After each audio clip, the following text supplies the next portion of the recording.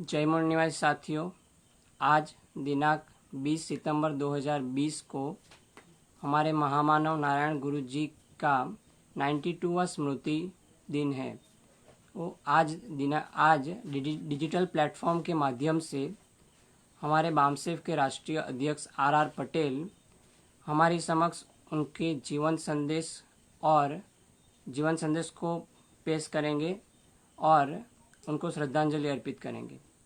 तो मैं बामसेफ के सभी कार्यकर्ताओं, राष्ट्रीय मूल निवासी संघ के सभी कार्यकर्ताओं एवं भारतीय मूल निवासी सांस्कृतिक मंच के सभी कार्यकर्ताओं का स्वागत करता हूं एवं सभी भारत देश के मूल निवासी परिवार का मैं स्वागत करता हूं और हमारे बामसेफ के राष्ट्रीय अध्यक्ष आर पटेल जी का भी मैं स्वागत करता हूं। तो मेरा ये निवेदन है कि आप सभी परिवार ये कार्यक्रम को जरूर से देखें।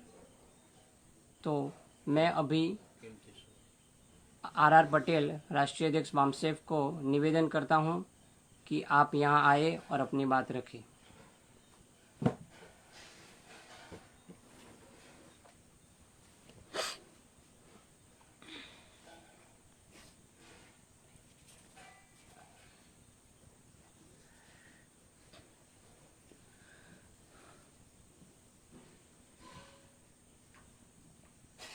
साथियों, आज 20 सितंबर 2020 महामानव नारायण गुरु जी का 92वें का स्मृति दिन के अवसर पर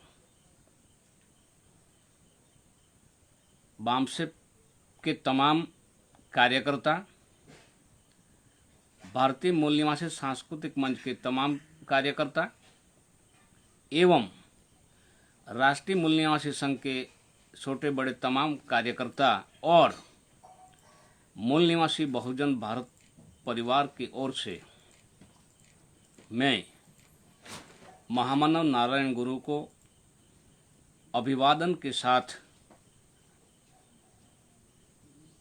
हृदय से सत नमन करके श्रद्धा सुमन अर्पित करता हूं और समग्र मूल निवासी बहुजन परिवार को स्वागत भी करता हूं।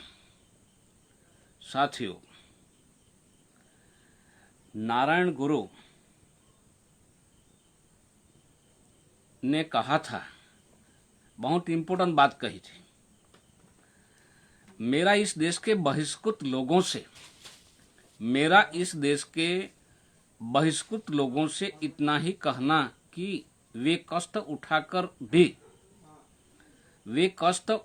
भी शिक्षा ग्रहण करें, अपने बच्चों को भी अच्छी शिक्षा दिलाए, सभी लोग ज्ञान प्राप्त करें।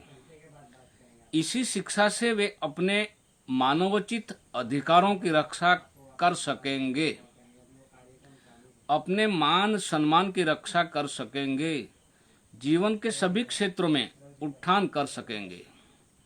अंधविश्वास और अंधश्रद्धा से लड़ने की ताकत भी हमें शिक्षा और ज्ञान से ही प्राप्त हो सकती है।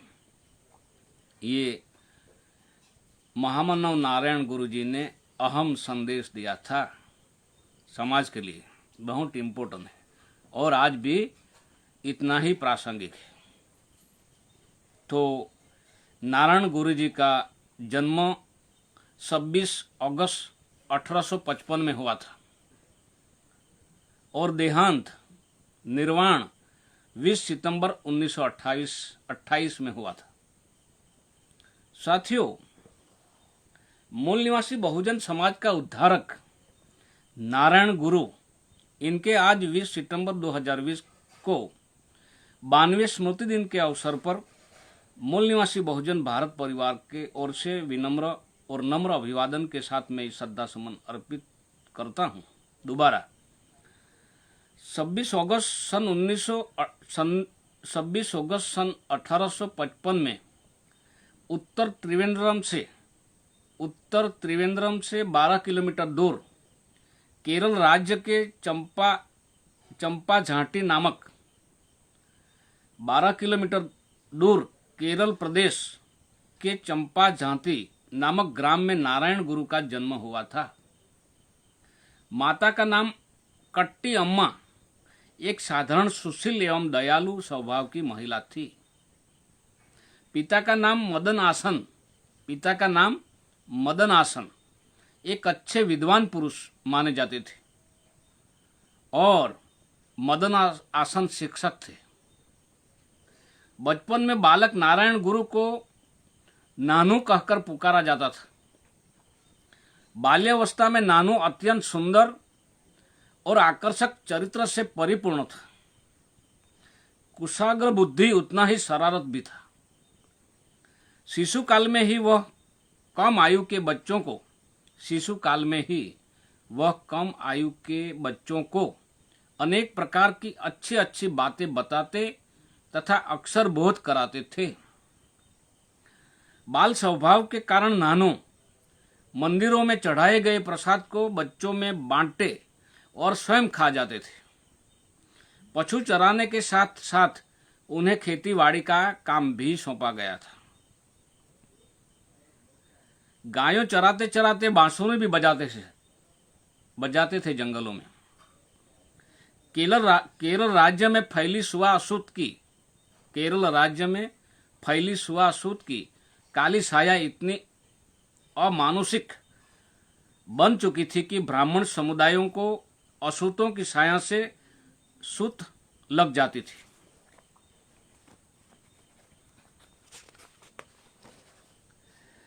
जब ब्राह्मण समाज के पुरुष घर से बाहर जाते थे तो गांव में ढोल बजाकर असूतों को सूचना दी जाती थी कि कोई असूत रास्ते में खड़ा होने की चेष्टा न करे। इसलिए बाबा साहब ने कहा था कि जो लोग इतिहास से सबक नहीं सीखते हैं, इतिहास उसको सबक सिखाते हैं। इसीलिए साथियों, जो इतिहास में जो कई प्रकार की अमानवीय क्रूर जो घटना हुई थी हमारे लोगों के साथ, उसमें सबक सीखकर ऐसे महापुरुषों को संघर्ष देखकर, महापुरुषों का जो समाज के लिए जो संदेश दिया था, ये पढ़कर समझकर समाज के लिए आगे आना चाहिए, ये बात बताई थी। साथियों, मनुवादी दंड प्रक्रिया के अनुसार असूतों की ब्राह्मणों द्वारा की गई हत्या पर कोई दंड नहीं था।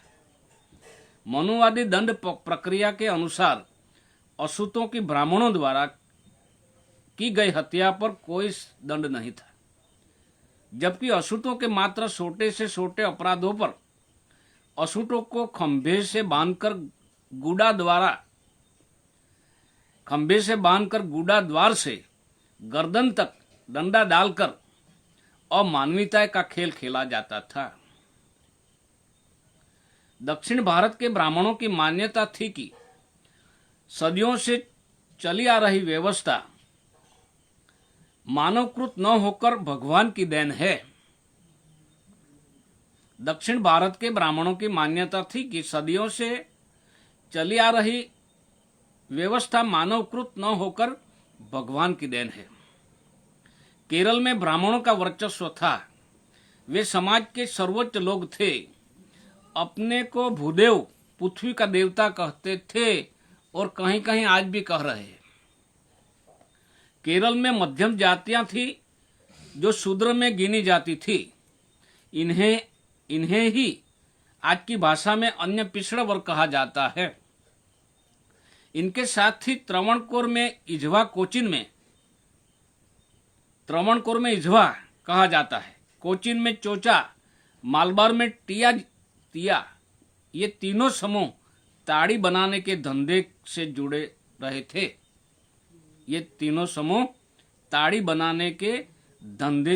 रहे थे।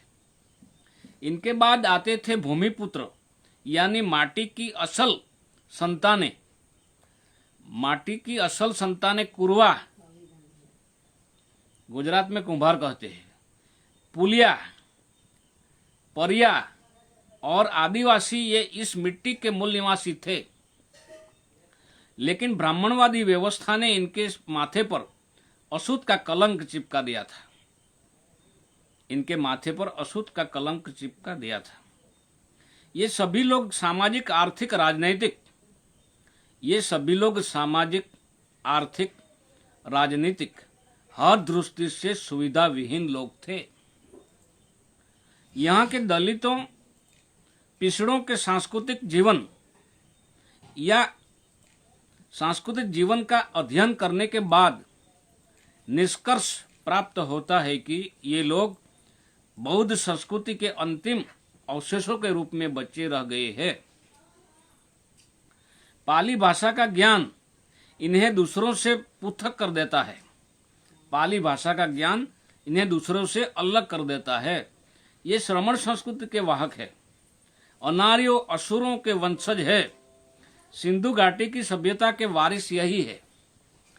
केरल राज्य में 19वीं शताब्दी के उत्तरार्ध तक भी, केरल राज्य में 19वीं शताब्दी के उत्तरार्ध तक भी स्व अछूत अपने चरम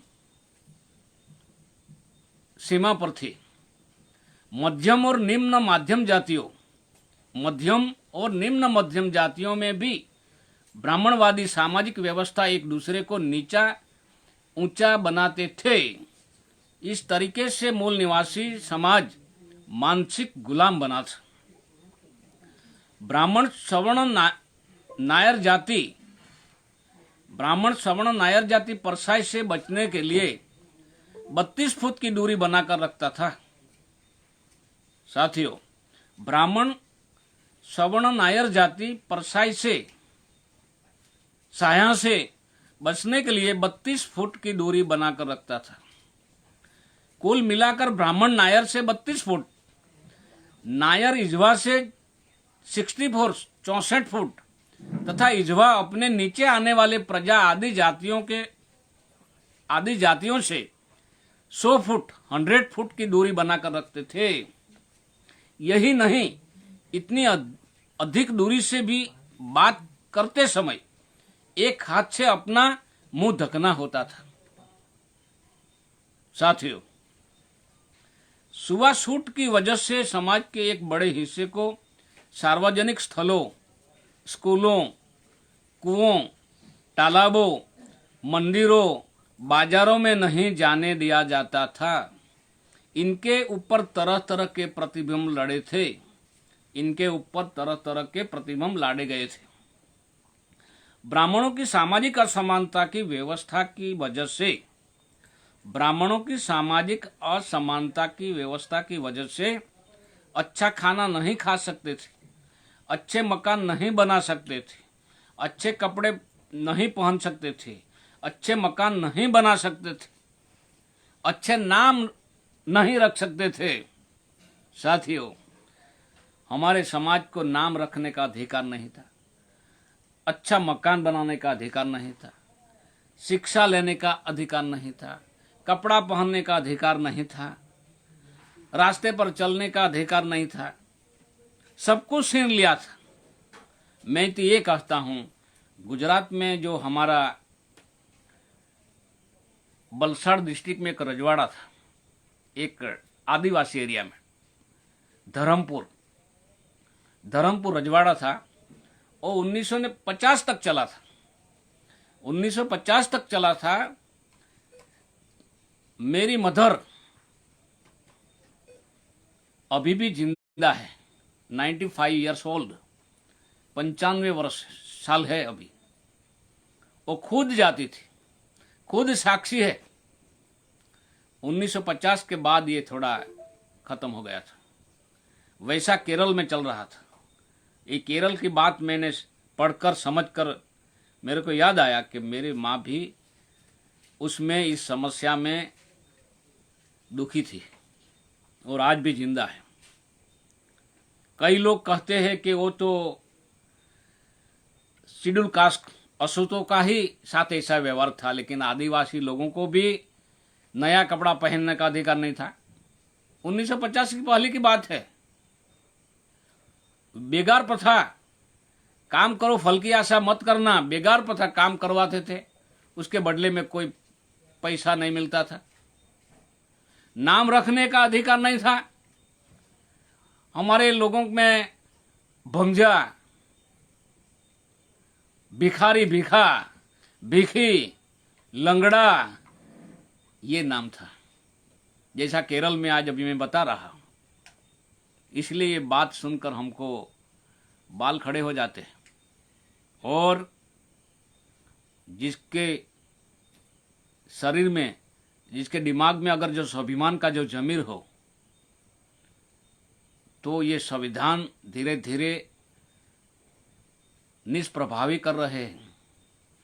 इसके लिए हम आज ऐसे महान पुरुष, महामानव नारायण गुरु का संघर्ष, जीवन संदेश में से सबक सीखकर वर्तमान में हमारे पीढ़ियों के लिए, हमारे समाज के लिए, हमारे परिवार के लिए आगे आना चाहिए। नहीं तो इतिहास, हमारे आने वाली पीढ़ी हमारे तस्वीर पर लात मारेंगे, फेंक देंगे। इसीलिए छुआछूत की वजह से समाज के एक बड़े हिस्से को सार्वजनिक स्थलों, कुओं, स्कूलों, तालाबों, मंदिरों, बाजारों में नहीं जाने दिया जाता था। इनके ऊपर तरह तरह के प्रतिबंध लाए गए थे। साथियों, एक जाति दूसरी जाति से नफरत करती थी। एक जाति दूसरी जाति से नफरत करती थी। क्यों? बृहदत्त की हत्या के बाद क्रमिक असमानता वाली जाति व्यवस्था का निर्माण किया था। वर्ण व्यवस्था पहले थी बुद्ध के समय। बुद्ध के समय जाति व्यवस्था नहीं थी। इसीलिए क्रमिक असमानता, एक से एक ऊपर, एक से एक नीचे। लोग खुश होते हैं कि ये मेरे से नीचा है। ऊंचे वाला मानता है कि मेरा से ये नीचा है, और ब्राह्मण सर्वश्रेष्ठ। इसलिए बाबा साहेब ने कहा था कि जाति के आधार पर किसी को ऊंचा मानना पाप है और अपने को नीचा मानना महापाप है। एक जाति दूसरी जाति से नफरत करती थी। व्यक्ति की पहचान उसके कार्यों से नहीं, उसकी जाति से होती थी। नारायण गुरु के समय तक जाति व्यवस्था और छुआछूत अपने चरम सीमा पर थी। समूचे देश की तरह केरल प्रदेश भी इस दलदल से घुसा हुआ था। साथियों, इसीलिए आज देश में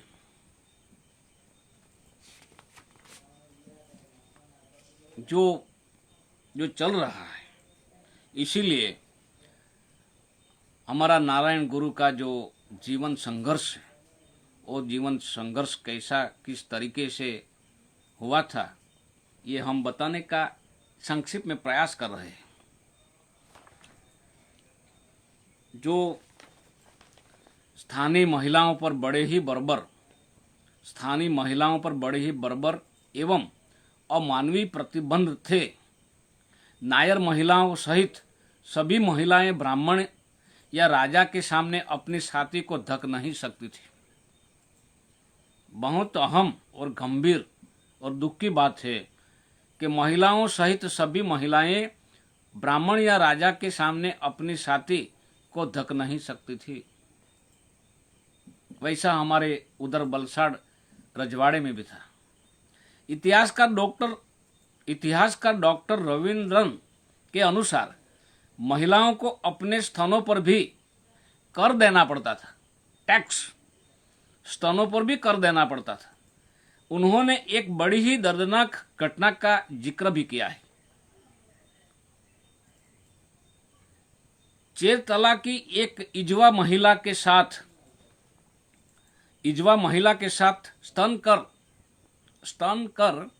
स्तन टैक्स वसूलने वाले अधिकारी ने कुछ भद्र मजाक किया था।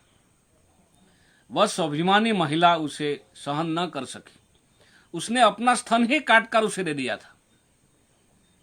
उस सहन न कर सकी थी। स्वाभिमानी महिला ने अपना स्तन ही काटकर उसे दे दिया था टैक्स की जगह, कर की जगह। महिलाएं नीचे एक छोटा वस्त्र ही लपेट सकती थी, इससे अधिक पहनने की उन्हें अनुमति नहीं थे। वे बेबस नारियां पत्तों तथा घास फूस आदि से अपनी नग्नता छिपाती थी। महिलाओं को सोना पहनने की मनाही था। उनको धातु कोडी मनका पहनकर ही संतोष करना पड़ता था। विडम्बना देखिए कि जो लोग जिस कपड़े को इतने चाव, इतने कला कौशल के साथ बुनते थे, उन्हें ही इसे पहनने का अधिकार नहीं था। यही ब्राह्मणवादी व्यवस्था था। ऐसी अमानवीय व्यवस्था क्रूर ब्राह्मणों ने बनाई थी। एक बार एक विधवा महिला ने इस मुंटू को पहनने का दुस्साहस किया था, तो उस महिला को सजा के तौर पर नंगी होकर गांव के बीच चलने का हुक्म दिया गया था। इसी प्रकार का अमानवीय और धूर्त करतूत दुनिया का संसार के किसी भी कोने में देखने को नहीं मिलता है।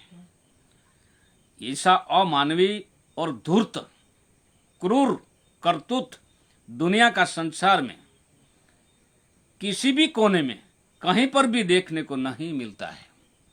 सिर्फ भारत में आज भी कभी कभी सुनने को मिलता है कि किसी सवर्ण बच्चे के प्यार हो जाता है तो घर में घुसकर उठाकर ले जाते हैं और रास्ते में खून कर देते हैं। जो उत्तर प्रदेश आगरा डिस्ट्रिक्ट, आगरा एक जागरूक एरिया है।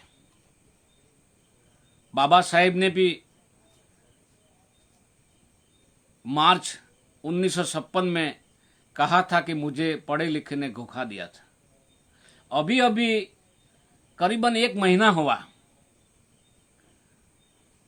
एक ब्राह्मण लड़के ने एक अनुसूचित जाति की लड़की को दिन दहाड़े घर से उठाकर लेके गए, उसके साथ बलात्कार किया कार में और खून कर दिया। ये सुनकर मुझे पूरी रात नींद नहीं आई थी। आज भी चल रहा है, भारत का संविधान होकर भी। इसीलिए साथियों, मूल निवासियों को दूध पीना मना था। हैरानी की बात तो यह कि बहुत इंपॉर्टेंट बात है, हैरानी की बात तो यह कि गाय को पालने का जिम्मा भी मूल निवासियों का था, चरवाहों का था, आहिर को था, यादव को था। जैसे ही गाय की बयात होती, नियम था कि वह गाय उस गाय को ब्राह्मण को सौंप देगा। हैरानी की पराकाष्ठा देखिए कि जैसे ही इस गाय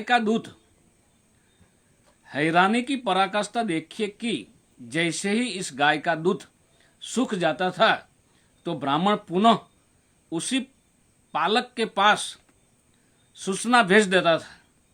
उसे घर ले जाकर वह तब तक उसका पालन पोषण करता था जब तक पुनः दूध देने लगे, फिर ब्राह्मणों को सौंप देना। इस प्रथा का विरोध करने वाले को पेड़ से बांधकर पीटा जाता था। सड़कों पर चलना ही मना था। दासों का व्यापार होता था, बड़े ही दासों का व्यापार होता था। आज भी जो चतुर ब्राह्मण, चालाक ब्राह्मण, बेईमान ब्राह्मण संगठन बनाकर दासों को बड़े बड़े पद देकर संविधान को खुल्लम खुल्ला उल्लंघन करके इस देश बेचा जा रहा है,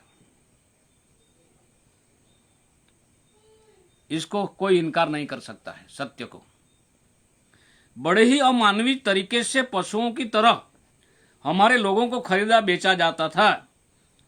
पशुओं की तरह हमारे लोगों को खरीदा बेचा जाता था।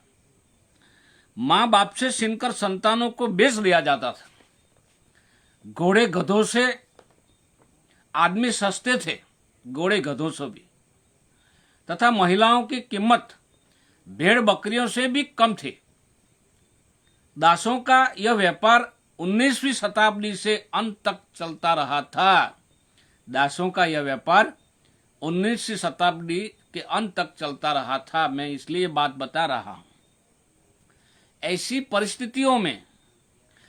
परिस्थिति से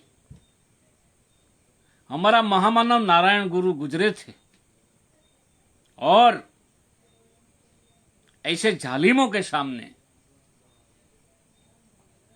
मजलूमों के लिए, मूल निवासियों के लिए आंदोलन छेड़ा था।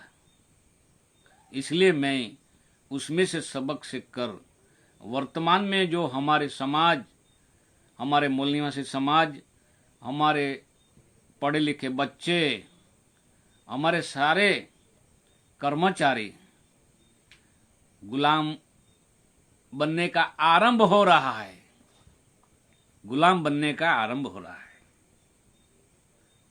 उसको मुक्ति करने के लिए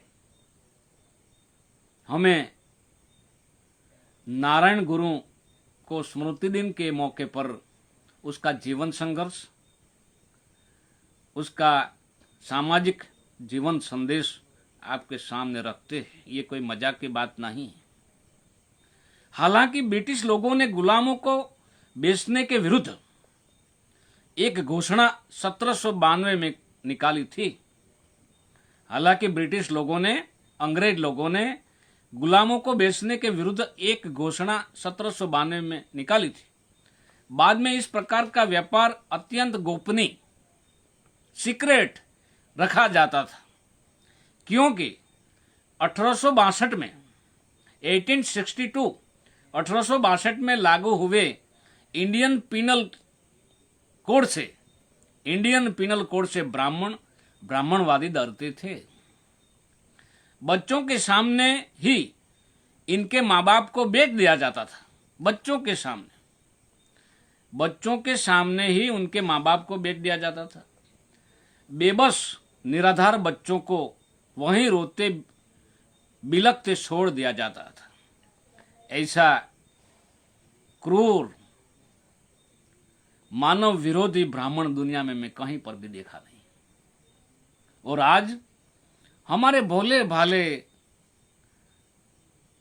दयालु ईमानदार लोग ऐसे लोगों को भगवान बना रहा है, गुरु बना रहा है।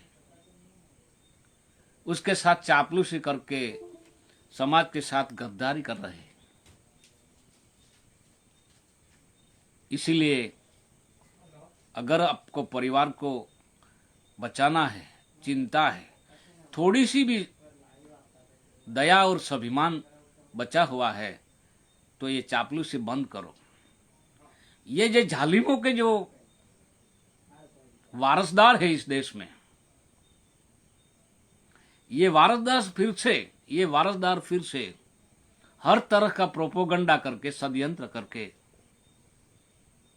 हमारे लोगों के सामने सामदंद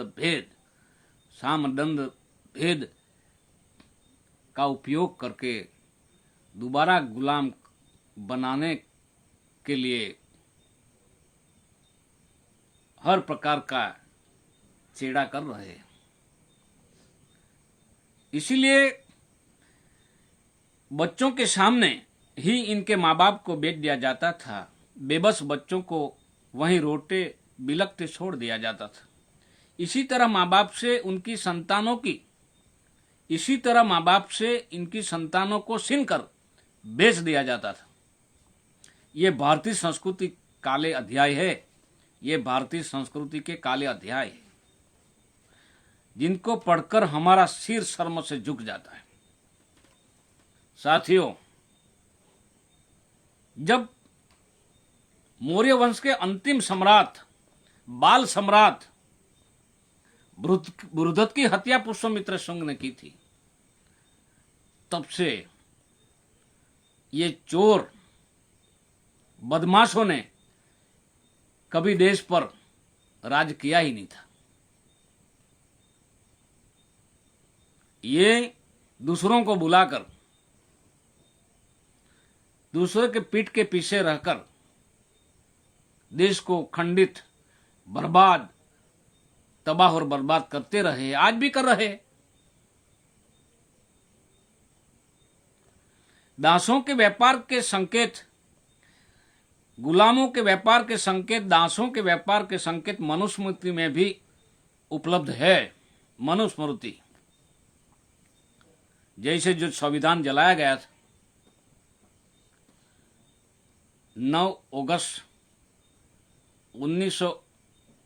2018 में, 9 अगस्त 2018 में दिल्ली में पार्लियामेंट के सामने संविधान जलाया गया था, ब्राह्मणों ने जलाया था। उसी समय संविधान मुर्दाबाद, मनुस्मृति जिंदाबाद बोला था। ये जरा याद कर ले। हमारे जो बुद्धिजीवी लोग हैं, नेतृत्व करने लायक है, एक दूसरे का टांटिया पैर मत खींचो।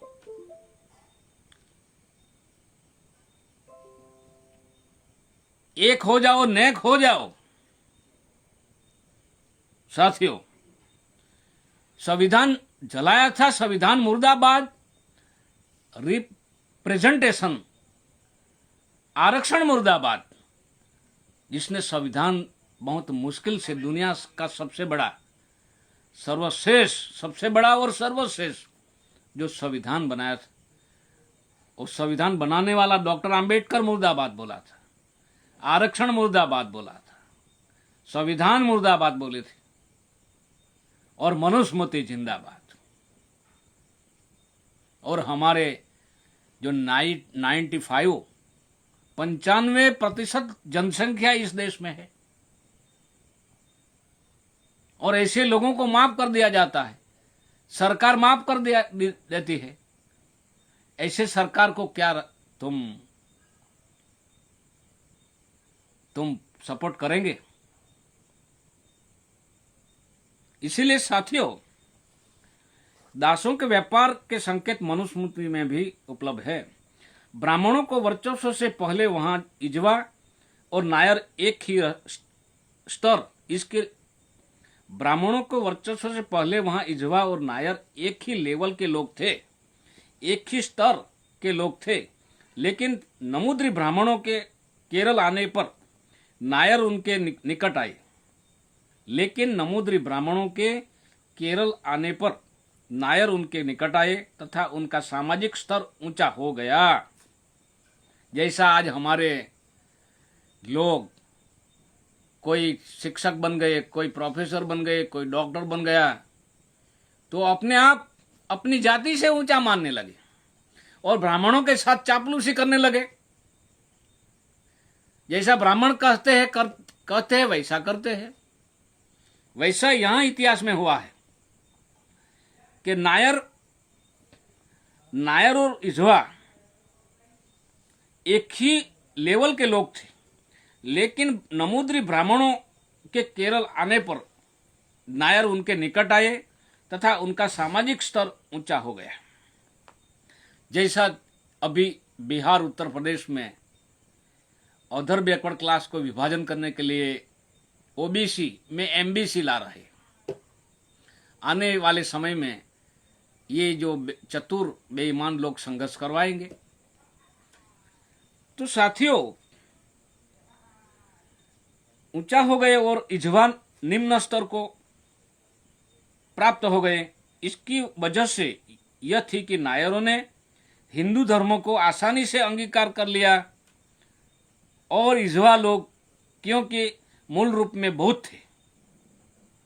साथियों, हमारे लोगों में जो पढ़ाई का अधिकार मिला, कर्मचारी बनने का अधिकार मिला, एमएलए मेंबर ऑफ लेजिस्लेटिव धारासभ्य बनने का अधिकार मिला, मेंबर ऑफ पार्लियामेंट एमपी बनने का अधिकार मिला, बड़े बड़े होद्दे पर जाने का अधिकार मिला, तो हमारी मूल संस्कृति को जतन करना चाहिए, उसको प्रचार और प्रसार करना चाहिए। उसकी जगह ब्राह्मण संस्कृति को बढ़ावा दे रहे हैं।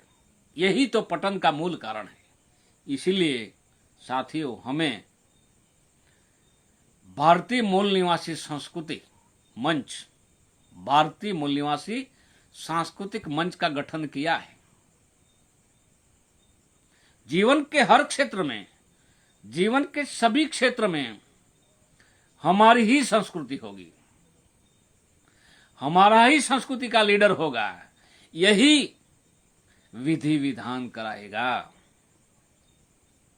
हमने विकल्प ढूंढ लिया है। इसीलिए पढ़े लिखे लोगों को बाबा साहेब 1956 आगरा में कहा था कि मुझे पढ़े लिखे लोगों ने धोखा दिया है। मैं चाहता था, मेरी इच्छा थी कि ये पढ़ लिख कर समाज की सेवा करेंगे, समाज का नेतृत्व करेंगे, लेकिन सोते बड़े क्लर्क बनकर, अधिकारी बनकर, विदेशी शराबों की चूसियां लेकर अपने पेट पालने में लगे हुए। साथियों, इसी बाबा साहेब का ये जो दुखदाई घटना पर, संदेश पर बामसेब का निर्माण हुआ था। इसलिए बामसेब के सभी छोटे बड़े तमाम कार्यकर्ता, राष्ट्रीय मूल निवासी संघ के तमाम छोटे बड़े कार्यकर्ता और भारतीय मूल निवासी सांस्कृतिक मंच के तमाम छोटे बड़े कार्यकर्ताओं को मेरा नम्र अनुरोध है कि समय बहुत कीमती है, लेकिन समय से ज्यादा जिंदगी बहुत मूल्यवान है, बहुत कीमती है। मेरे और सभी के सामने एक एक सेकंड, एक एक मिनट, एक एक घंटा जो निकल रहा है, ये दोबारा आने वाला नहीं। और एक दिन हम यही चार तत्वों में हम निर्वाण हो जाएंगे और हमारे बच्चे जिंदा बचकर दोबारा गुलाम बन जाएंगे। इसीलिए सभी को कर्तव्य है, और कर्तव्य ये भावना से बहुत ऊंचा है। कर्तव्य ही धर्म है। ये अपना सामाजिक कर्तव्य प्रदान करे, अदा करे, बच्चे को भविष्य के लिए, समाज के लिए। यही मैं दोबारा आपको विनम्र निवेदन करता हूं। साथियों, ये मूल रूप से बौद्ध थे और उन्होंने ब्राह्मणों से दूरी बनाए रखी। अतीत की बौद्ध धर्मी जाति होने की वजह से इन पर तरह तरह के प्रतिबंध लादे गए थे। देवदासी प्रथा, केरल के मंदिरों में देवदासी प्रथा का भी प्रचलन था। केरल के मंदिरों में देवदासी प्रथा का भी प्रचलन था। अभी 8 साल पहले ये त्रावणकोर मंदिरों में हजारों करोड़ का खजाना निकला था, हजारों करोड़ का। लेकिन ये खजाना अगर राष्ट्रीयकरण कर दिया जाए, लोकतंत्र में प्रजा के हित में सार्वजनिक कर दिया जाए, तो इस देश में कहां गरीब नहीं रहेगा। लेकिन कहां गायब कर देगा, कहां गायब कर दिया, कहां छुपा रखा, कोई अता पता नहीं। देवदासी प्रथा को धार्मिक वेश्यावृत्ति भी कहा जा सकता है। देवदासी प्रथा को धार्मिक वेश्यावृत्ति भी कहा जा सकता है। यहां पुरोहित शाही तथा सामंत शाही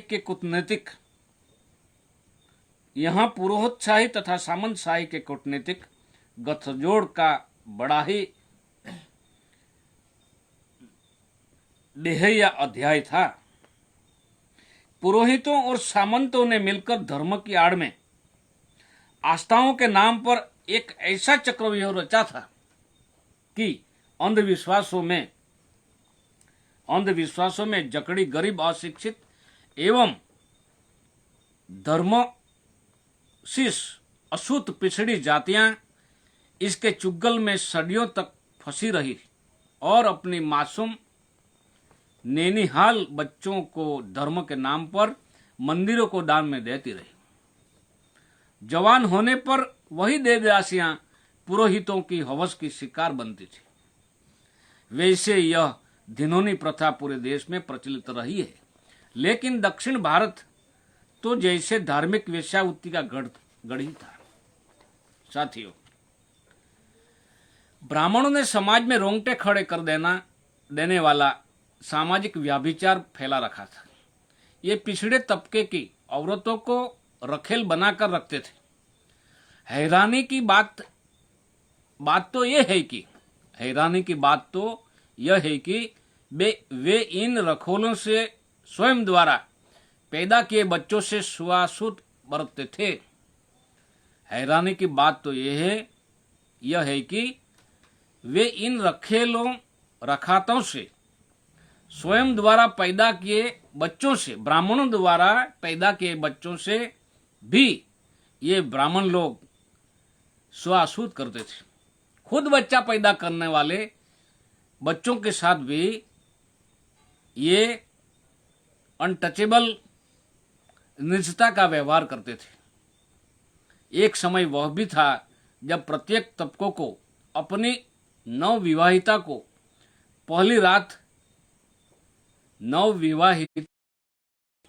पहली जो शुरुआत में जो शादी करके आते थे, ये वहू को पहली रात किसी ब्राह्मण के पास भेजना होता था। हमारे गुजरात में, उधर भी रजवाड़े में ये प्रथा थी। आम तबके को छोड़िए, राजा तक ऐसा करके गौरव का अनुभव किया करते थे। उनका मानना था कि ऐसा करके उनकी पत्नी शुद्ध हो जाएगी। नमोद्री ब्राह्मण जब अपने शरीर की भूख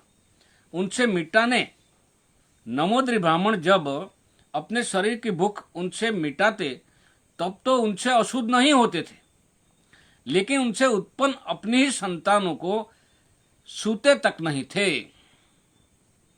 ब्राह्मणों ने समाज में कैसी अंधेरगर्दी मचा रखी थी कि एक बाप ही अपनी संतान से छुआछूत बरतता था, व्यवहार करता था।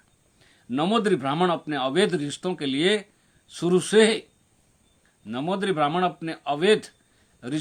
शुरू से ही कुख्यात रहे थे। उसी समय ब्राह्मणों द्वारा फैलाए गए व्याभिचारों का विरोध करने की किसी की हिम्मत नहीं हो पाती थी। केरल में ये सामाजिक व्याभिचार नारायण गुरुजी के समय में भी प्रचलित था। उन्होंने प्रथम बार इस कुप्रथा के विरुद्ध संघर्ष किया था। साथियों, नारायण गुरु की वजह से केरल में जो आंदोलन चला था, और आंदोलन की वजह से आज पूरे भारत में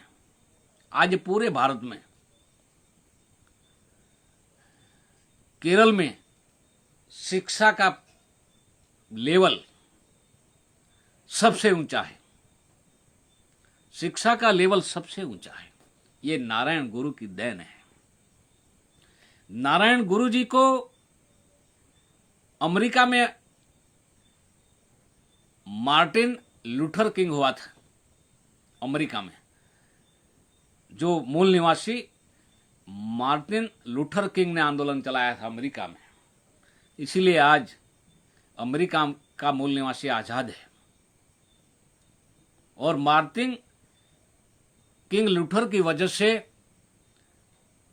पहली बार मूल निवासी अश्वेत ओबामा राष्ट्रपति बने थे। वो भी एक इतिहास है। और आप सभी को मालूम है मूल निवासी ओबामा राष्ट्रपति और ट्रंप के बीच सोचने का कितना अंतर है, आप सभी देख सकते हैं अभी प्रैक्टिकल में। इसीलिए नारायण गुरु को भारत का मार्टिन किंग लूथर भी कहते थे। उसकी पदवी दी थी। साथियों, ऐसी स्थिति में, ऐसी परिस्थिति में नारायण गुरुजी ने समाज के लिए पूरा जीवन लगा दिया था। चाहे कुछ भी क्या न हो जाए, चढ़ाव उतार में दुश्मनों के साथ संघर्ष करके समाज को मुक्त किया था। आज निर्वाण दिन के अवसर पर मैं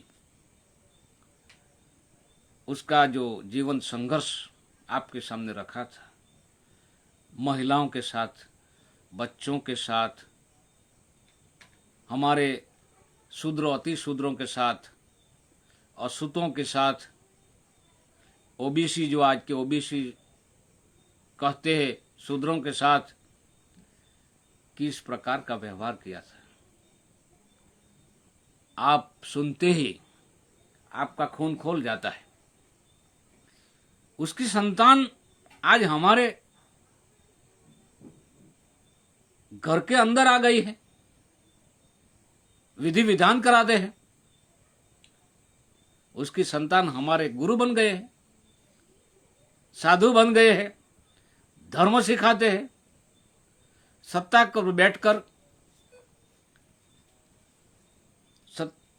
पर बैठकर देश बेच रहा है।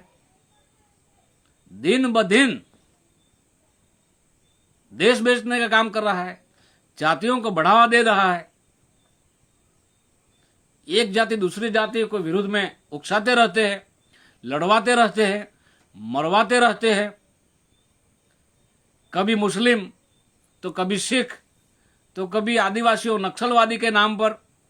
साथियों, अभी अभी अरुण मिश्रा नाम का जो चीफ जस्टिस ब्राह्मण जाति का था, Arun Mishra, chief justice of supreme court, justice, ये सुप्रीम कोर्ट से रिटायर हुआ। रिटायर होने के 5 दिन पहले एक गरीबों, मजलूमों, मूल निवासियों के खिलाफ जजमेंट देके गए कि दिल्ली में करीबन 50,000 के आसपास से झुग्गी झोपड़ी उनको गिरा देना, सफाई कर देना। उसके सामने कोई रिपीटिशन, कोई केस नहीं चलेगा। और अभी सुप्रीम कोर्ट का आदेश का पालन करके दिल्ली में सरकार जबरन पुलिस, सीआरपी, पैरामिलिट्री सामने रखकर हमारे गरीबों को, हमारे आदिवासियों को, हमारे अछूतों को, हमारे ओबीसियों को, हमारे मुस्लिमों को, हमारे सिखों को झोपड़ी तोड़ रहे। उसका घर नंबर है, उसका रेशन कार्ड है, आधार कार्ड है, सब कुछ है। तो आधार कार्ड, घर नंबर तो सरकार ने दिया है। अगर सरकार ने दिया है तो आप हिटलर बनकर, आप कैसे मानवता विरुद्ध सत्ता का दुरुपयोग करके ये वर्षा ऋतु सीजन में, बारिश के सीजन में जरूरत गरीबों को तुम रुला रहे हैं, ये कहां जाएगा? अगर सुप्रीम कोर्ट ने, अरुण मिश्रा ने ये जो जजमेंट दिया है, तो अगर वहां से निकालकर उसकी जगह का बंदोबस्त करना चाहिए। उसके पास रेशन कार्ड, घर नंबर, आधार कार्ड सब कुछ है, फिर भी तुम, अंग्रेजों ने ऐसा व्यवहार नहीं किया था, मुगलों ने ऐसा व्यवहार किया नहीं था। और आज हमारे इतने एमएलए हैं देश में, हमारे इतने सांसद है, बाकी के सरपंच है, डिस्ट्रिक्ट पंचायत का मेंबर है, तहसील का मेंबर है, फिर भी तुम सत्ता का दुरुपयोग करके करीबन 48-50 हजार झोपड़ी चुखियां तोड़ने का आरंभ कर दिया है। इसीलिए साथियों, देश में एक दिन मरना तो तय है। ये तो प्रकृति का नियम है, कुदरत का नियम है। लेकिन एक बात याद रखना, इस देश में जिसके लिए तुम रात दिन 24 घंटे बच्चों का भविष्य, बच्चों का स्वाभिमान के लिए, मान सम्मान के लिए, अस्तित्व के लिए तुम रात और दिन मेहनत कर रहे, सोच रहे, तो उसके लिए, उसका भविष्य के लिए कम से कम ईमानदार के साथ, सच्चे दिल से हमारे जो नेतृत्व करने वाले कार्यकर्ताओं को साथ और सहयोग करे। अभी तो उत्तर से दक्षिण तक और पूर्व से पश्चिम तक हमारे पास सारी सुविधा है, मोबाइल की सुविधा है, एक दूसरे को कांटेक्ट करने में सुविधा है। उस समय हम मान लिया कि सारा संसाधन नहीं था, इसलिए जगदेव बाबू, ललित सिंह यादव, पेरियार जी, फुले जी, नारायण गुरु जी, छत्रपति साहू राजा जी, ये एक दूसरे से कांटेक्ट में नहीं आए। ठीक बात है, फिर भी बहुत मुश्किल से बाबा साहब सभी महापुरुषों का संदेश को ध्यान में रखकर, सामाजिक संदेश को ध्यान रखकर, सभी महापुरुषों का जीवन संघर्ष को ध्यान में रखकर बहुत मुश्किल से यहां तक आपको ले आया है। और आपकी मौजूदगी में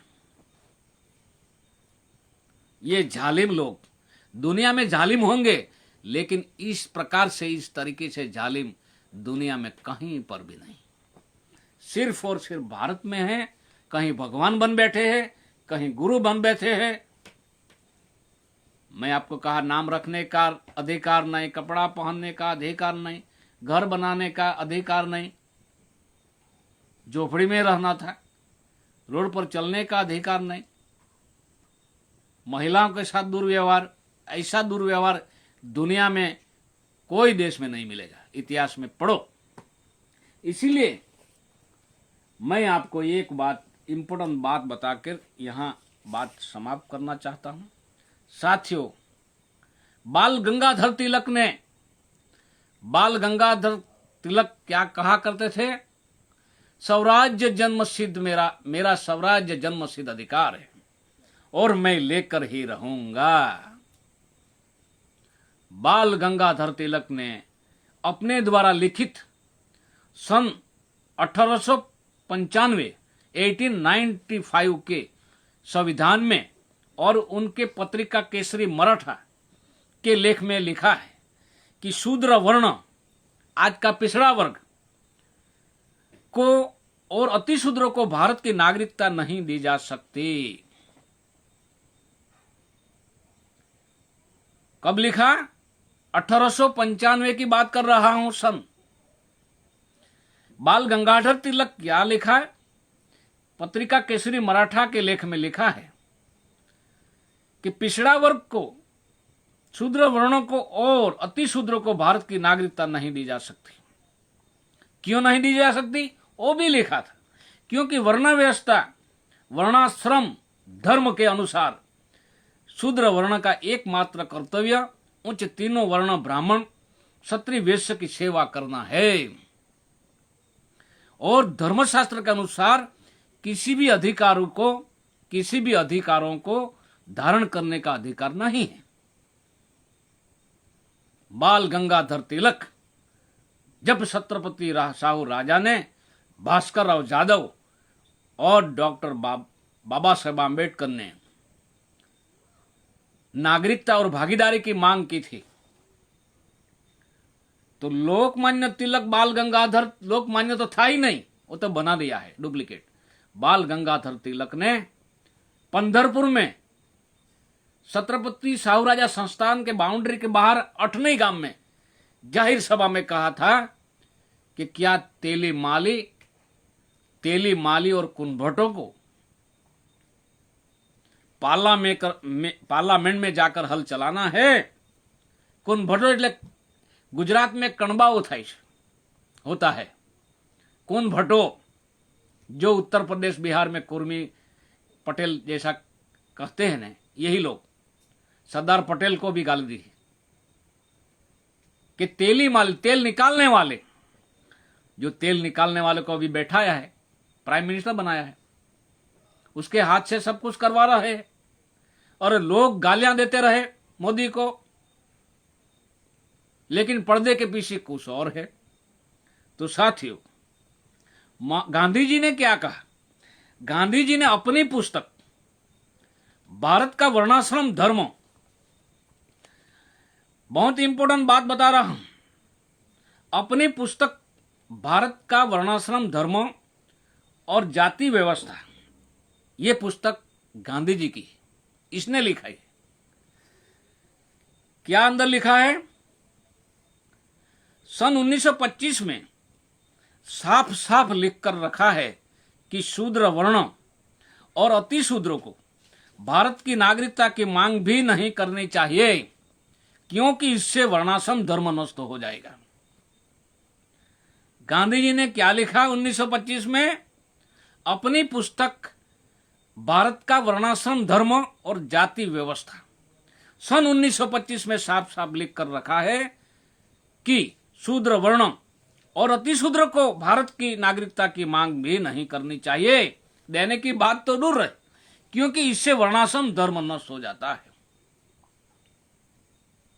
और बाबा साहेब के सामने भी कहा था कि मैं वर्णाश्रम को मानता हूं।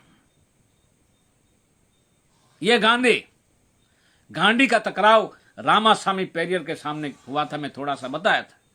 गांधी का टकराव सरदार पटेल का बड़े भाई विठल पटेल के साथ भी हुआ था। गांधी का टकराव सुभाष बाबू के साथ भी हुआ था। गांधी का टकराव भगत सिंह के साथ भी हुआ था। शहीद भगत सिंह, वो बच्चा था, क्योंकि उसने तो प्राण लिया था, सौगंध खाया था ब्राह्मणों को राज दिलवाने के लिए, और मरते दम तक ब्राह्मणों को सुकान देने के लिए, नेतृत्व देने के लिए, राज देने के लिए अंतिम श्वास तक काम किया था। अंत में ब्राह्मण के हाथे वो मारा गया था, वो भी इतिहास है, हाथ से मारा गया था। राष्ट्रीय स्वयं संघ के दूसरे सरसंघचालक गुरु गोलवलकर अपनी पुस्तक बंच ऑफ थॉट्स में ये लिखते हैं कि शूद्र वर्णों को देश की नागरिकता किसी भी हालत में नहीं दी जानी चाहिए। शूद्र वर्ण, अति शूद्रों को तो जानवर में भी नहीं गिना, ओबीसी को लिए कहा शूद्र वर्णों को देश की नागरिकता किसी भी हालत में नहीं दी जानी चाहिए, क्योंकि वेदों के अनुसार हमारे पूर्वजों ने शूद्र को हराकर शूद्र को उच्च तीनों वर्ण की सेवा का काम सौंपा है। इस परिप्रेक्ष्य में आरएसएस समर्थित सरकार का CAA bill, NRC bill, NPA register का मामला साफ साफ हो जाता है। साथियों, बहुत इंपोर्टेंट है। दूसरा, मैं थोड़ा संक्षिप्त में समय नहीं बिगाड़ते हुए विशेष सन 1932 में गोलमेज सम्मेलन लंदन इंग्लैंड में आयोजित की गई थी, जिसमें कांग्रेस की तरफ से गांधी जी और हिंदू महासभा के ओर से मदन मोहन मालवीय ने प्रतिनिधित्व किया था, जिसमें इन दोनों ने शूद्र अतिशूद्र वर्ण की नागरिकता और वर्ण की नागरिकता और वयस्क पुख्त मताधिकार का घोर विरोध किया था। लेकिन डॉक्टर बाबा साहेब आम्बेडकर और भास्कर जादव कुणबी, ये कणबी पटेलों को सोचना चाहिए, कुणबी भास्कर जादव और प्रोफेसर जयकर माली के विशेष सत्याधारित तर्कों और मजबूत आधार के कारण शूद्र वर्णों और अशुद्ध समाज को दोनों का अधिकार अंग्रेजी सरकार को देना पड़ा, जिसकी समस्त रिकॉर्ड आज भी सुरक्षित है लंदन में। उसमें बाबा साहेब का सबसे अहम और प्रथम रोल था। इसीलिए मैं आज बार बार हमारे सभी बुद्धिजीवी सामाजिक चिंतनों को बार बार नम्रपूर्वक निवेदन करता हूं कि जल्द से जल्द अपनी अंदर की जो प्राकृतिक शक्ति है समाज के लिए, बच्चों के लिए और देश के लिए, अंदर की जो आंतरिक शक्ति को तुम बाहर निकालो, संविधान को सुरक्षा में आगे आइए। और मैं ये भी कहता हूं, काशीराम साहब से तो कोई बड़ा नहीं है अभी।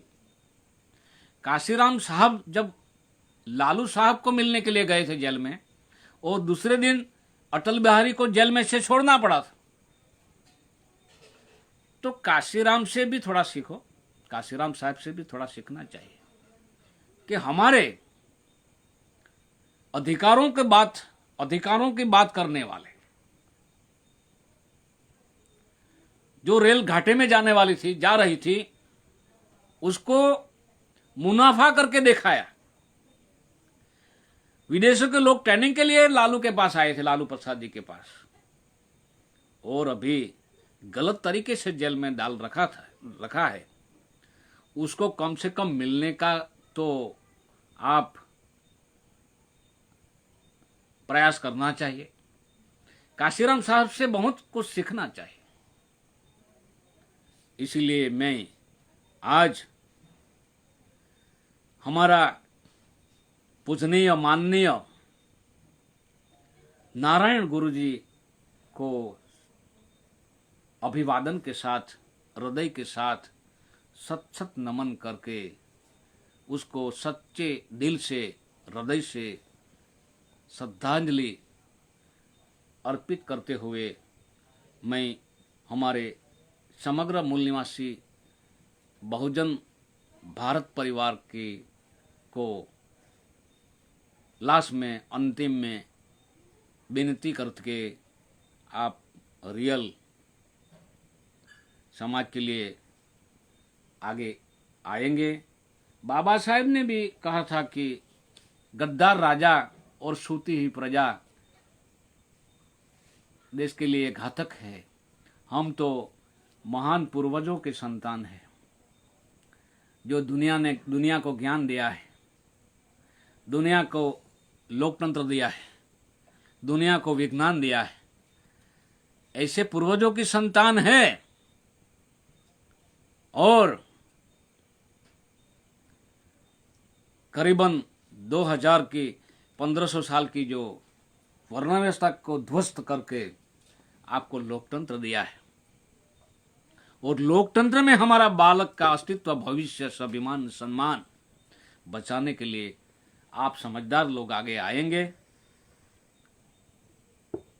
और मैं 24 सितंबर पुनः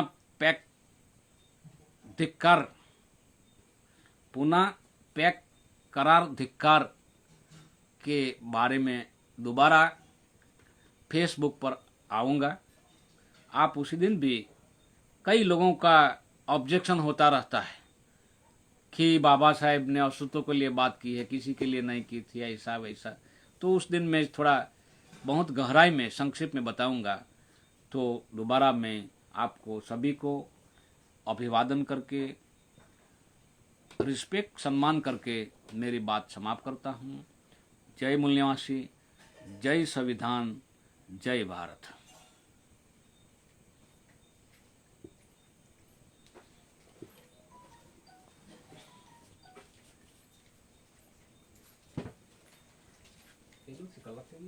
खूब खूब धन्यवाद हमारे राष्ट्रीय अध्यक्ष जी का, जिन्होंने बहुत ही महत्वपूर्ण जानकारी दी समापन से पहले मैं आप सभी से निवेदन करना चाहता हूँ कि सभी मूल निवासी साथी जो ये वीडियो देख रहे हैं, इस वीडियो को ज़्यादा से ज़्यादा शेयर करें ताकि भारत देश के सभी मूल निवासी साथियों को ये वीडियो पहुँचे और जागरूक हो। तो इसी के साथ हम इस कार्यक्रम को समापन करते हैं। जय मूल निवासी, जय भारत।